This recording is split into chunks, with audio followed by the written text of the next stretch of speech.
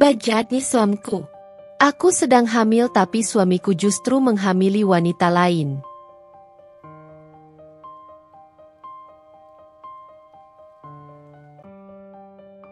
Mas, kok sekarang kamu pulangnya malam terus ya? Tanyaku dengan nada sedikit cemas saat Ardan baru saja memasuki rumah. Jam dinding di ruang tamu sudah menunjukkan pukul 11 malam, dan suasana rumah terasa begitu sunyi. Hanya suara langkah kakinya yang menggema di lantai keramik. Ardan melepas sepatunya dengan gerakan lambat. Tidak ada sapaan hangat, tidak ada senyuman seperti dulu. Ia tampak berbeda, seperti orang asing. Aku lagi sibuk ngurusin proyek besar, jawabnya dengan suara yang terdengar lelah, namun tetap tanpa menatapku. Aku menggigit bibir, merasa ada sesuatu yang mengganjal. Memangnya nggak bisa diselesaikan besok pagi, Mas? Tanyaku hati-hati, berharap mendapatkan sedikit perhatian dari suamiku. Namun, dalam hati, aku sudah tahu bahwa jawabannya pasti akan membuatku lebih resah. Gak bisa.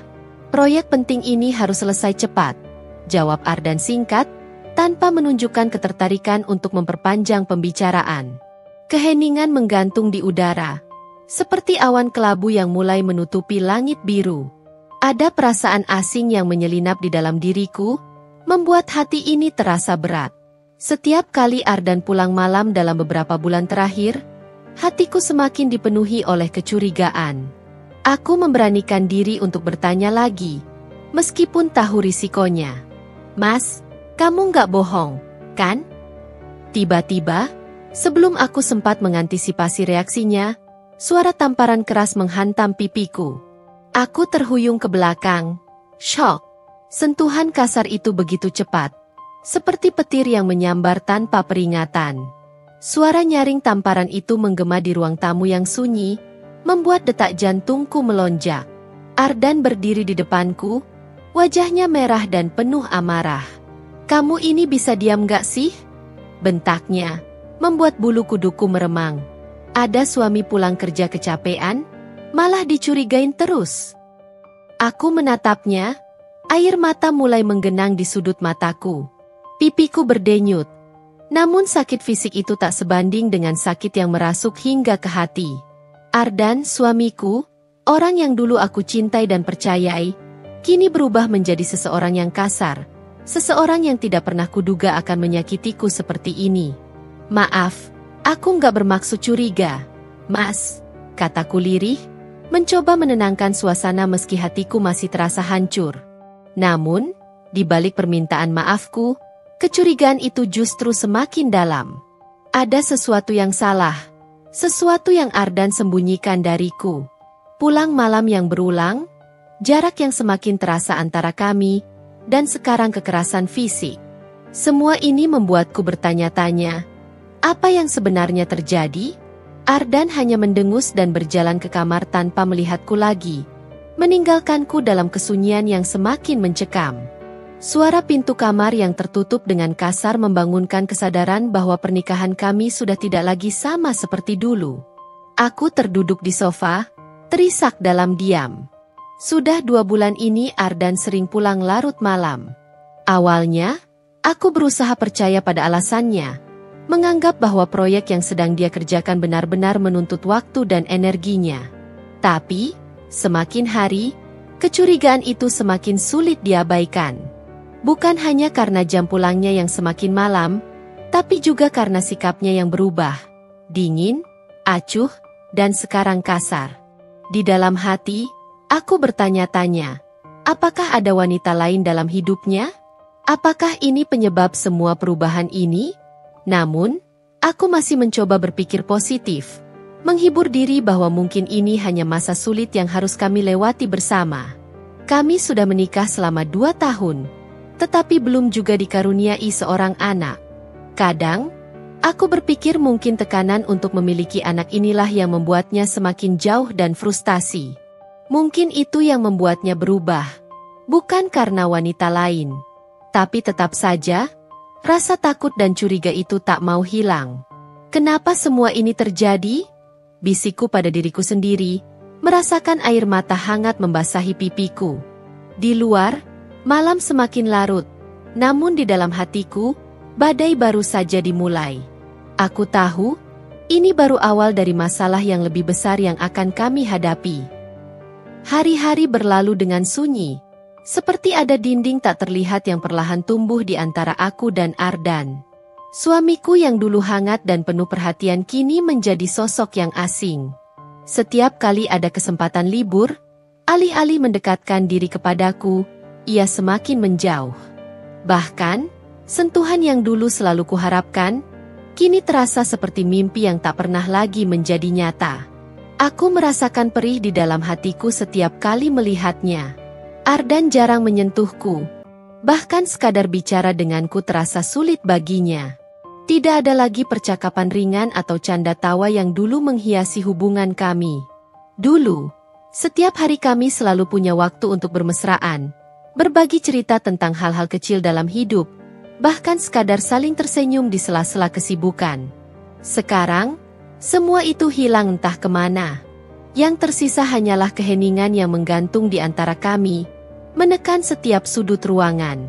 Aku ingat dulu, di awal pernikahan kami, Ardan selalu semangat mengajakku ke berbagai tempat saat ada hari libur. Tapi kini, di setiap libur yang datang, aku hanya melihat punggungnya yang lebih sering menghadap layar ponsel atau laptop, asyik dengan dunianya sendiri. Mas, kita liburan yuk. Udah lama banget nggak kemana-mana. Aku pernah mencoba mengajaknya keluar, berharap bisa mengembalikan sedikit kebahagiaan yang dulu ada. Tapi responsnya selalu sama. Dingin dan penuh alasan. Nggak bisa, aku capek. Lagi banyak kerjaan juga. Jawabnya singkat, tanpa menatapku. Aku hanya bisa menunduk, menahan perasaan sakit yang semakin hari semakin menyiksa. Ini bukan Ardan yang dulu aku kenal. Rasanya seperti aku hidup dengan seseorang yang tak lagi punya hati, yang tak peduli dengan keberadaanku. Aku bahkan teringat saat-saat ketika kami masih sering berbagi tempat tidur, saling menghangatkan dalam pelukan. Sekarang, ranjang kami terasa dingin, seperti dipisahkan oleh jurang tak terlihat. Ardan lebih sering tidur membelakangiku, dan jikapun kami tidur bersebelahan, tidak ada lagi pelukan yang menenangkan seperti dulu. Bahkan, sekadar menyentuh tanganku pun ia enggan. Rasanya, ia tidak pernah ada di sisiku lagi. Pernah suatu malam, aku memberanikan diri untuk mendekatkan diri padanya, berharap bisa menghidupkan kembali keintiman yang hilang. Aku menyentuh lembut lengannya, mencoba menarik perhatiannya dengan cara yang biasa kami lakukan dulu. Namun, Ardan hanya menggeliat sedikit, lalu berpindah posisi, menjauh dariku. Mas, kenapa sih kita kayak gini? Tanyaku pelan, hampir seperti bisikan. Tapi tidak ada jawaban darinya. Hanya keheningan yang semakin memperparah luka di hatiku. Dalam hati, aku mencoba mencari alasan, mencoba memahami mengapa dia berubah. Apa karena kami belum punya anak? Mungkin dia merasa frustasi karena pernikahan kami belum juga dikaruniai keturunan. Tapi, bukankah masalah seperti ini seharusnya bisa kami hadapi bersama? Kenapa dia malah semakin menjauh? Aku pernah mendengar teman-temanku bercerita tentang bagaimana hubungan suami istri bisa berubah seiring waktu, terutama ketika belum dikaruniai anak. Mereka bilang, mungkin suami bisa merasa frustasi atau merasa terbebani dengan harapan yang belum terwujud. Tapi Ardan tidak pernah membicarakan hal ini padaku. Dia hanya memilih untuk diam, menyimpannya sendiri, dan itu yang membuatku semakin hancur. Setiap kali aku mencoba mengajak bicara, dia selalu punya alasan untuk menghindar. Aku lagi capek, katanya. Atau, lagi nggak mood ngomong, seolah aku bukan lagi seseorang yang layak mendengarkan isi hatinya. Ada kalanya aku duduk di tepi ranjang, menatap kosong ke arah pintu kamar yang tertutup, berharap Ardan akan berubah pikiran dan memelukku dari belakang, meminta maaf, lalu semuanya kembali seperti dulu. Tapi hal itu tak pernah terjadi. Setiap malam hanya berlalu dalam keheningan yang menyakitkan. Bab 3, bekas lipstik yang menggugah kecurigaan. Pagi itu, rutinitasku seperti biasa. Mencuci pakaian, menyiapkan sarapan, dan memastikan semua urusan rumah beres sebelum Ardan pergi bekerja. Namun, ada sesuatu yang berbeda saat tanganku meraih baju kemeja suamiku dari tumpukan cucian. Sebuah noda di kerah bajunya membuatku tertegun. Mata dan hatiku seketika bergejolak saat menyadari apa yang kulihat. Aku memegang baju itu erat-erat, menatap noda merah menyala yang tertinggal di kerahnya. Bukan lipstikku. Aku hampir yakin. Lipstik yang biasa kupakai selalu berwarna lembut, peach atau pink. Sedangkan warna ini jauh lebih berani, merah menyala, tegas, dan menyilaukan. Sejenak aku mencoba meyakinkan diriku sendiri. Mungkin itu hanya noda saus atau tinta, tapi tidak. Itu jelas lipstik. Napas ini terasa berat. Ada rasa sesak yang tiba-tiba memenuhi dadaku, seolah-olah duniaku perlahan runtuh. Pikiran buruk langsung melintas. Apakah Ardan selingkuh? Pertanyaan itu menggema dalam kepalaku, membuat hatiku berdebar keras dan mataku mulai panas. Aku segera meletakkan kemeja itu kembali ke keranjang cucian. Takut jika semakin lama aku menatapnya, air mataku tak akan bisa kubendung. Aku mencoba menenangkan diri. Tidak, aku tidak boleh gegabah. Aku tidak boleh langsung menuduh tanpa bukti yang jelas. Tapi, bagaimana mungkin aku tidak curiga setelah semua yang terjadi selama 2 bulan terakhir? Ardan yang selalu pulang larut malam. Ardan yang semakin jauh dariku, tidak pernah lagi menyentuh atau berbicara dengan hangat. Dan sekarang, bekas lipstik ini, semua ini seolah menjadi potongan puzzle yang mulai membentuk gambaran besar tentang apa yang sebenarnya terjadi. Kujatuhkan tubuhku di kursi dekat meja makan, mencoba mengatur napasku yang tersengal. Apa ini hanya kebetulan? Atau apakah benar ada yang sedang disembunyikannya dariku? Aku tidak boleh terburu-buru menuduh, kataku dalam hati, mencoba meyakinkan diriku sendiri. Mungkin saja ini hanya salah paham. Tapi semakin aku mencoba untuk berpikir jernih, semakin hatiku dipenuhi keraguan. Bekas lipstik di kerah bajunya itu terasa seperti tanda yang terlalu jelas untuk diabaikan. Dalam pikiranku, aku mulai memikirkan segala kemungkinan. Bisa saja Ardan terlibat dengan seorang wanita lain. Mungkin dia bertemu seseorang di luar sana saat sibuk dengan proyek-proyeknya. Tapi aku tidak mau gegabah. Aku tahu, jika aku langsung menuduh tanpa bukti lain, aku hanya akan memperburuk keadaan. Selama ini aku sudah curiga, tapi tanpa bukti nyata, aku masih bisa mengendalikan emosiku. Namun sekarang, dengan bekas lipstik ini, perasaanku semakin kuat. Aku butuh bukti lain. Sesuatu yang lebih konkret, yang bisa memberiku kepastian tentang apa yang sebenarnya terjadi. Aku tahu, jika aku melabraknya sekarang, Ardan hanya akan mengelak. Dia akan marah dan mungkin malah menuduhku terlalu cemburu atau paranoid. Aku harus pintar dalam hal ini. Aku harus tenang, mengumpulkan lebih banyak bukti. Hari itu, setiap langkahku terasa berat. Aku mencoba bersikap biasa saat Ardan pulang, menyapanya dengan senyuman palsu sambil menahan rasa sakit di dalam hati. Setiap kali dia berbicara, aku merasa ada jarak yang semakin lebar di antara kami. Aku terus mengamati gerak-geriknya dengan seksama, berharap bisa menemukan sesuatu yang bisa menjelaskan apa yang terjadi. Namun, Ardan tetap bersikap seolah tidak ada yang salah. Sepanjang malam, aku tidak bisa tidur dengan tenang.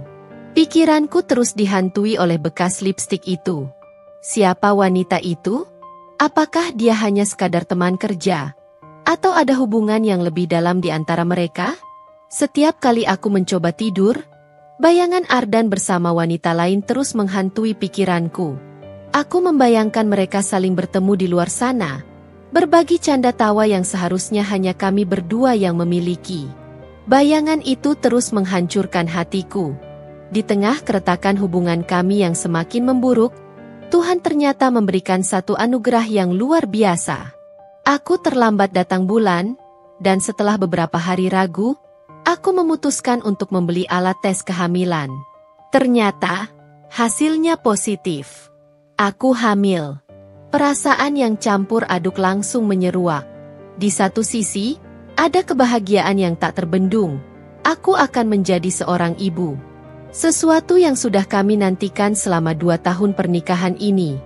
Tapi di sisi lain, ada ketakutan besar yang menggelayut di hatiku. Dengan hubungan kami yang semakin dingin dan penuh dengan kecurigaan, bagaimana mungkin kabar ini bisa membawa kebahagiaan di antara kami? Aku memutuskan untuk tetap memberitahu Ardan.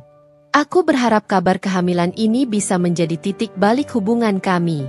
Mungkin, dengan hadirnya anak, Ardan akan kembali mencintaiku, dan semua masalah yang selama ini menggerogoti rumah tangga kami akan hilang.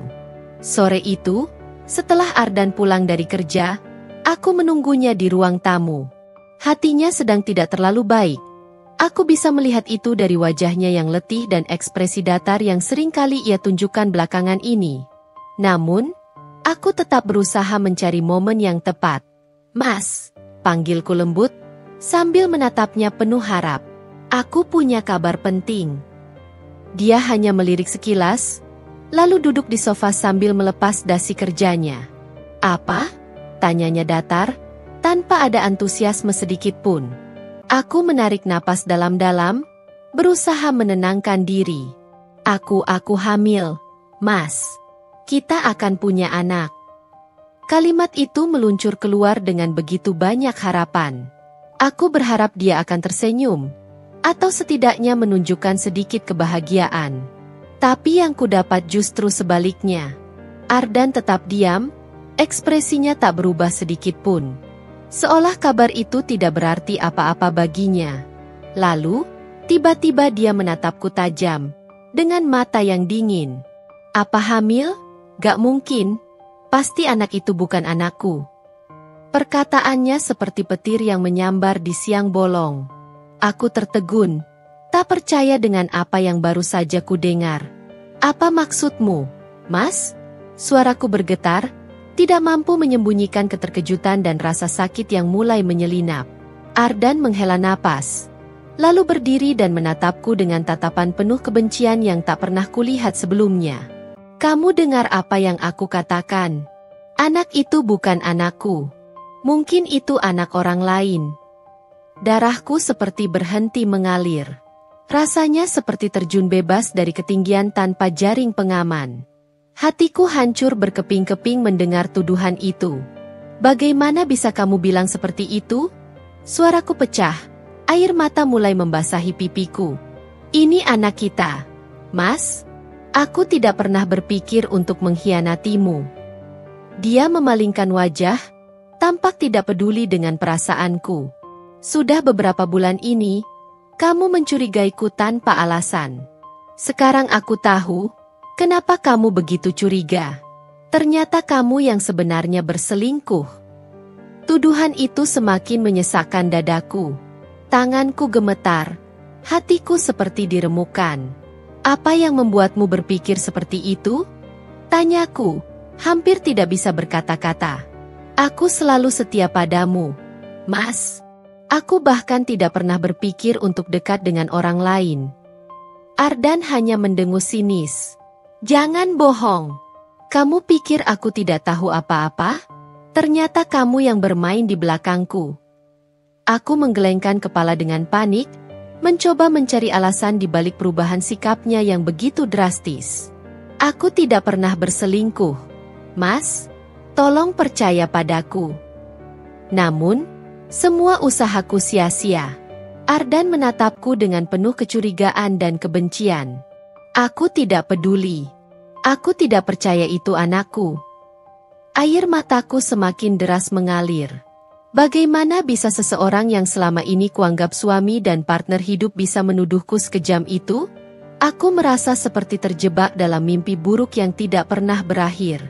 Selama ini aku yang selalu curiga padanya. Namun sekarang dia berbalik menuduhku tanpa dasar.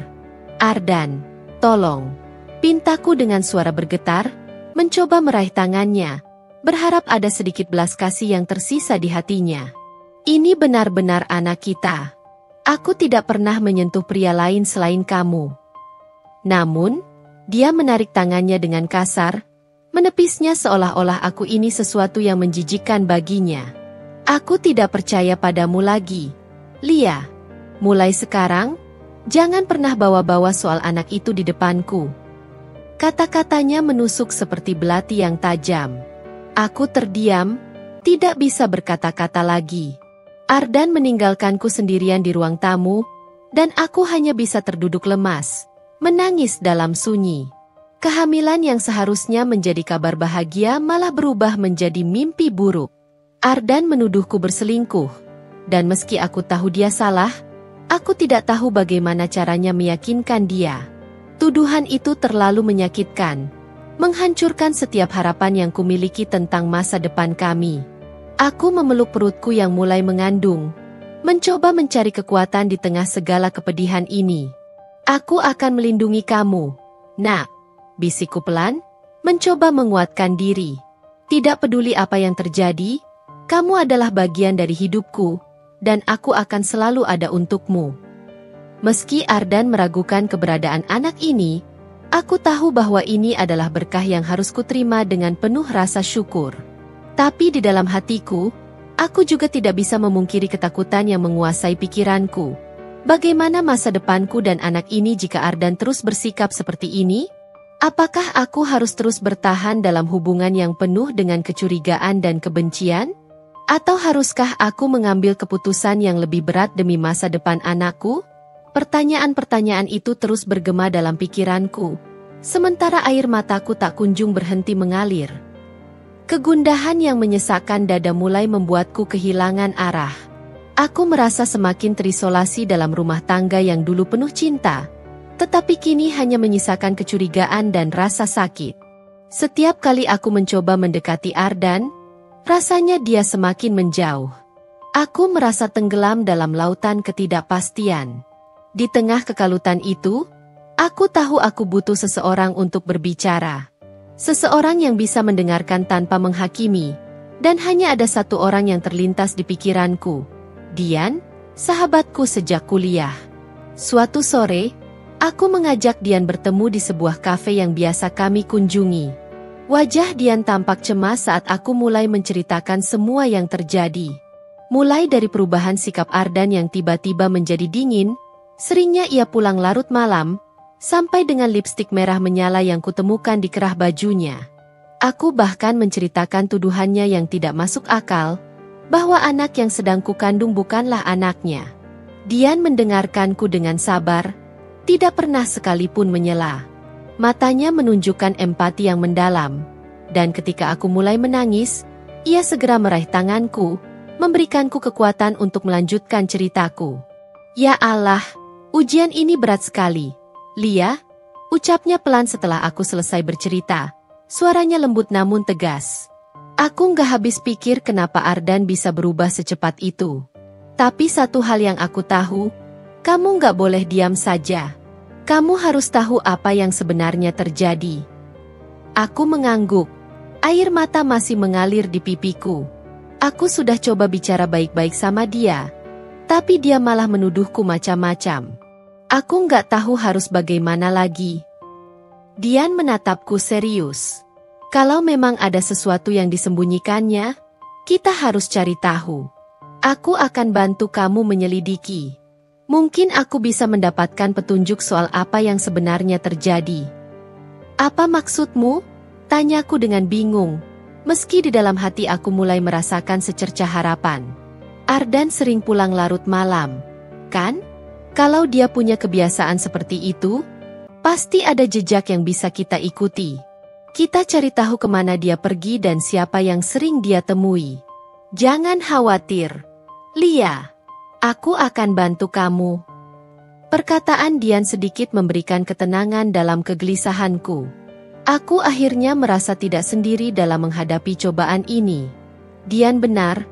Aku harus tahu apa yang sebenarnya terjadi dengan Ardan. Dengan bantuan Dian, mungkin aku bisa menemukan jawabannya. Beberapa minggu kemudian, Dian muncul di rumahku dengan wajah yang serius. Ada sesuatu di matanya yang membuatku semakin cemas. Aku sudah menyelidiki semuanya, Lia, katanya dengan nada hati-hati. Dan aku menemukan sesuatu. Jantungku berdegup kencang. Aku berusaha tetap tenang, meskipun hatiku sudah bergejolak. Apa yang kamu temukan? Dian menghela napas, lalu menatapku dengan raut wajah yang penuh belas kasih. Ardan sering mampir ke sebuah rumah sebelum pulang kerja. Aku terdiam, berusaha mencerna kata-katanya. Rumah siapa? Seorang wanita, jawabnya. Aku belum tahu pasti siapa dia, tapi yang jelas wanita itu sering menyambut Ardan dengan senyuman setiap kali dia datang. Dunia di sekelilingku serasa runtuh. Selama ini kecurigaanku ternyata benar adanya. Ardan memang menyembunyikan sesuatu dariku, sesuatu yang lebih besar daripada sekadar proyek kantor. Hati dan pikiranku dipenuhi oleh berbagai pikiran yang berkecamuk. Apakah wanita itu selingkuhannya? Apakah ini alasan Ardan menuduhku macam-macam dan menolak anak yang kukandung? Dian menyentuh lenganku dengan lembut, mencoba menenangkanku. Lia, aku tahu ini sulit, tapi kamu harus kuat. Kita bisa mencari tahu lebih lanjut.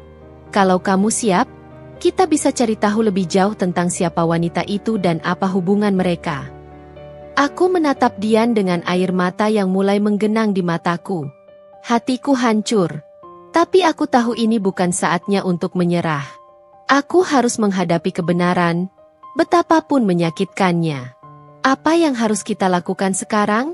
Tanyaku dengan suara bergetar. Dian mengangguk, menunjukkan bahwa ia siap mendampingiku dalam setiap langkah yang akan kuambil. Aku akan terus memantau Ardan. Kita akan tahu siapa wanita itu dan apa yang sebenarnya terjadi. Setelah itu, kamu bisa memutuskan langkah selanjutnya.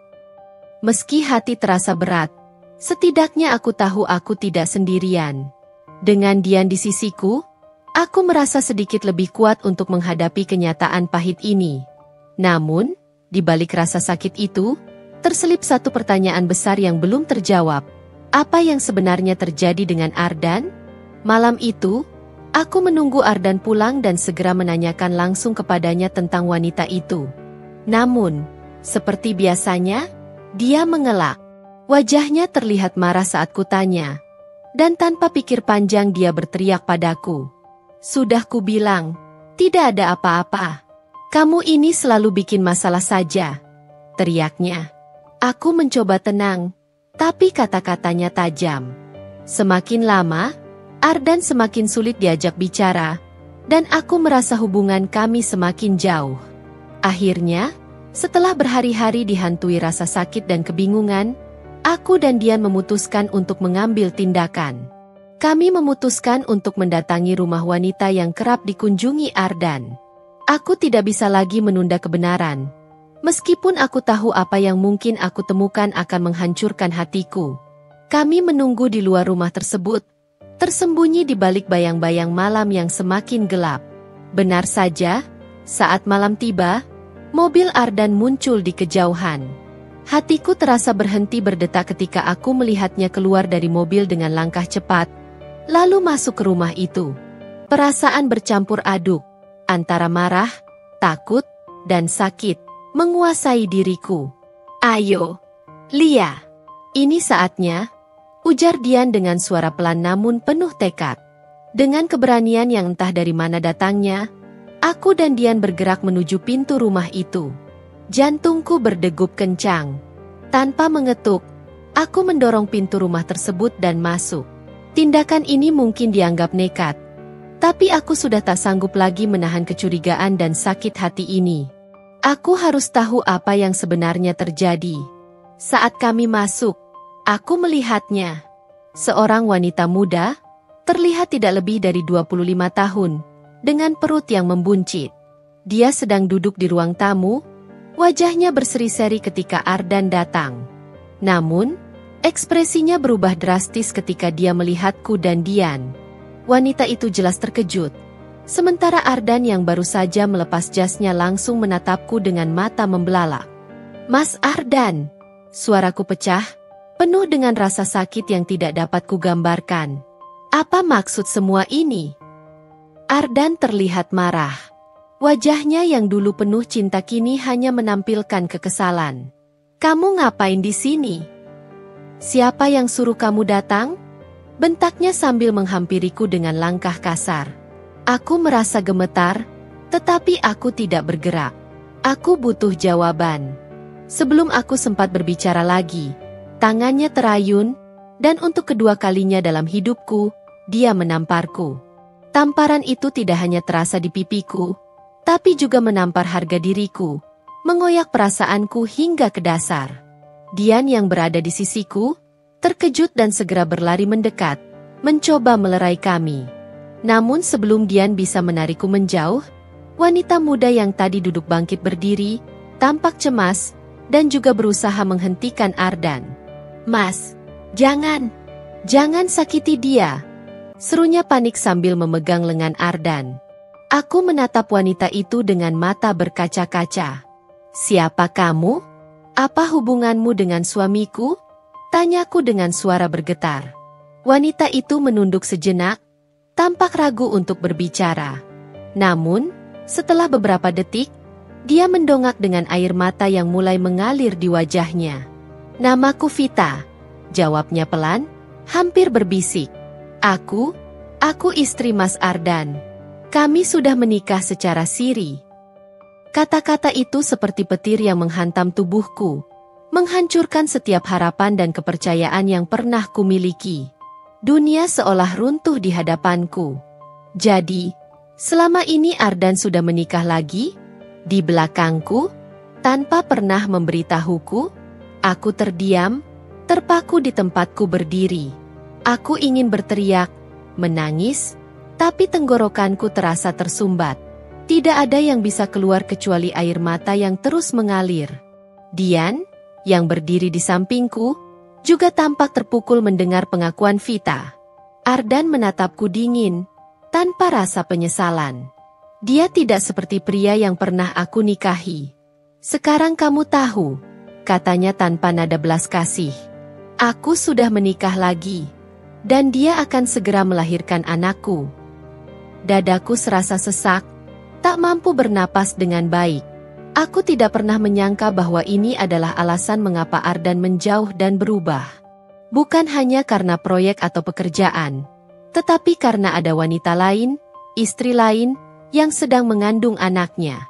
Ardan menatapku dengan tatapan yang seolah menantang, seolah dia tak peduli bagaimana aku merespons kenyataan ini. "Sekarang, kamu harus memilih," lanjutnya dengan suara dingin. "Kamu mau dimadu, atau kita cerai?" Pertanyaan itu menggema di kepalaku. Pilihan yang dia tawarkan begitu kejam dan tanpa hati. Pilihan yang tidak pernah aku bayangkan akan datang dalam pernikahan kami. Aku menatapnya, mencoba mencari sedikit rasa cinta atau penyesalan di matanya, tapi yang kutemukan hanyalah kekosongan dan ketidakpedulian. Aku menarik napas panjang, meskipun rasanya begitu sulit. Air mataku sudah kering, tergantikan oleh rasa sakit yang perlahan berubah menjadi kekuatan yang tidak pernah aku sadari sebelumnya. Aku tidak akan pernah menerima penghinaan seperti ini. Tidak ada cinta yang pantas dibayar dengan harga-harga diriku sendiri. "Aku lebih baik diceraikan saja," jawabku dengan suara yang tiba-tiba terdengar lebih tegas dari yang aku kira. Ardan terdiam sesaat, tampak terkejut oleh ketegasanku. Tapi kemudian, dia hanya mengangguk singkat. "Baiklah," katanya dingin. "Kita akan urus perceraian secepatnya." Aku memalingkan wajah, menahan air mata yang hampir kembali mengalir. Tanpa berkata apa-apa lagi, aku berbalik dan keluar dari rumah itu, meninggalkan segala kenangan dan rasa cinta yang dulu pernah aku miliki untuknya. Dian mengikuti di belakangku, tetap setia berada di sisiku. Di dalam hatiku, aku tahu bahwa babak baru dalam hidupku baru saja dimulai. Babak yang akan penuh dengan perjuangan, tetapi juga harapan untuk kebebasan yang lebih baik tanpa pengkhianatan. Proses perceraian berlangsung lebih cepat dari yang kukira. Setelah semua yang terjadi, tidak ada lagi alasan untukku bertahan. Ardan bahkan tidak berusaha menahanku atau menunjukkan tanda-tanda penyesalan. Perpisahan ini tidak hanya menyakitkan, tetapi juga meninggalkan rasa getir yang tak mudah hilang. Rasanya seperti mengakhiri babak hidup yang pernah kuimpikan sebagai akhir bahagia. namun nyatanya berujung pada pengkhianatan. Hari terakhir persidangan perceraian, aku duduk di ruangan pengadilan dengan tangan gemetar. Aku tidak tahu apakah ini karena gugup atau campuran antara marah, sedih, dan lelah. Ardan datang terlambat seperti biasa, mengenakan wajah dingin tanpa ekspresi. Tidak ada sepatah kata pun yang keluar dari mulutnya. Bahkan ketika hakim membacakan keputusan bahwa pernikahan kami resmi berakhir. Dengan satu ketukan palu, semua yang pernah kami bangun bersama runtuh. Aku sudah tidak lagi menjadi istrinya. Di saat itu, aku merasa begitu kosong, seakan seluruh dunianya telah runtuh. Meskipun tahu perceraian ini adalah hal yang benar untukku, rasanya sulit untuk menerima kenyataan bahwa pria yang dulu aku cintai kini hanyalah bagian dari masa lalu. Kenangan-kenangan indah kami menguap seiring dengan gugurnya janji yang dulu pernah diucapkan di depan altar. Setelah sidang selesai, aku berdiri dan berjalan keluar ruangan tanpa menoleh ke belakang. Aku tidak ingin melihat Ardan lagi, tidak ingin memberi ruang bagi rasa sakit yang lebih dalam. Dian, yang selalu setia menemaniku selama ini, menyambutku di luar ruangan dengan pelukan hangat. "Kamu baik-baik saja?" tanya Dian dengan nada lembut. Aku hanya mengangguk lemah, berusaha menahan air mata yang sejak tadi mengancam jatuh. "Aku harus kuat," kataku pelan, lebih kepada diriku sendiri daripada kepada Dian. Beberapa bulan setelah perceraian itu, hidupku perlahan berubah. Aku memutuskan untuk meninggalkan segala kenangan buruk di belakang dan fokus pada masa depan. Masa depan yang sekarang sepenuhnya untuk diriku sendiri dan anakku yang akan lahir. Kehamilanku menjadi pusat perhatianku saat ini. Satu-satunya hal yang memberikan harapan di tengah semua kegelapan. Meskipun ada kalanya aku merindukan kehadiran seorang suami, sosok pelindung yang dulu kuanggap sebagai sandaran, aku tahu bahwa hidup tanpanya adalah pilihan terbaik. Aku harus belajar mencintai diriku sendiri, mencintai anak yang sedang berkembang di dalam perutku, dan tidak lagi terjebak dalam bayang-bayang masa lalu. Setiap kali aku melihat perutku yang semakin membesar, ada harapan baru yang muncul. Anakku adalah alasan bagiku untuk terus berjalan maju. Meskipun luka akibat pengkhianatan Ardan masih terasa, aku tidak bisa membiarkan rasa sakit itu menghalangi masa depanku. Hari demi hari, aku mulai menemukan kembali kekuatanku. Aku mengikuti kelas-kelas kehamilan, membaca banyak buku tentang menjadi ibu, dan mempersiapkan segala keperluan bayi dengan penuh antusias. Dian selalu ada di sisiku, memastikan aku tidak pernah merasa sendiri dalam perjalanan ini. Suatu hari, saat sedang duduk di teras rumah, menikmati angin sore yang menyejukkan, aku merenung sejenak. Siapa sangka aku akan berada di titik ini, melewati perpisahan pahit, menemukan kekuatan yang tak pernah kusadari sebelumnya, dan sekarang menanti kelahiran anakku. Hidup memang tidak pernah bisa diprediksi, tetapi aku merasa yakin bahwa semuanya akan baik-baik saja. Aku bisa melakukan ini, bisikku pada diri sendiri sambil mengusap perutku yang semakin membesar. Kita akan baik-baik saja, sayang. Di antara semua kepedihan yang pernah kualami, aku menemukan kekuatan yang selama ini tersembunyi di dalam diriku. Kekuatan untuk berdiri, melanjutkan hidup, dan menciptakan kebahagiaan baru. Kini, aku siap menjalani hidup tanpa Ardan. Tidak ada lagi ketakutan atau penyesalan, hanya harapan baru bersama anakku yang segera akan hadir dalam hidupku. Ini mungkin akhir dari sebuah babak pernikahanku dengan Ardan, tetapi aku tahu ini adalah awal dari cerita yang jauh lebih besar. Cerita tentang diriku dan anakku, yang akan kutulis dengan penuh cinta dan harapan.